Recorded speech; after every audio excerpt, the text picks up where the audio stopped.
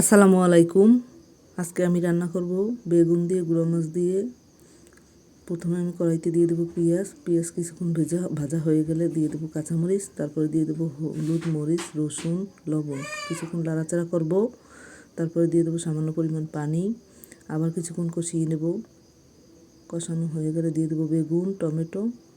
আবার কিছুক্ষণ কষিয়ে নেব, তারপরে দিয়ে দেবো গুঁড়ো মাছ দিয়ে কিছুক্ষণ নাড়াচাড়া করব। তারপরে দিয়ে দেবো সামান্য পরিমাণ পানি, কারণ মাছ তো অনেক নরম, বেগুনও নরম, এই জন্য সামান্য পরিমাণ পানি দিতে হবে, বেশি পানি দেওয়া যাবে না।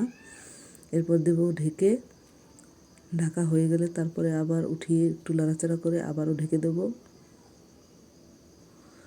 আবার উঠিয়ে নেব। এই তো আমার তরকারি হয়ে গেছে। এখন দিয়ে দেবো ধনিয়া পাতা দিয়ে এখন নামিয়ে নেব। তরকারি হয়ে গেছে।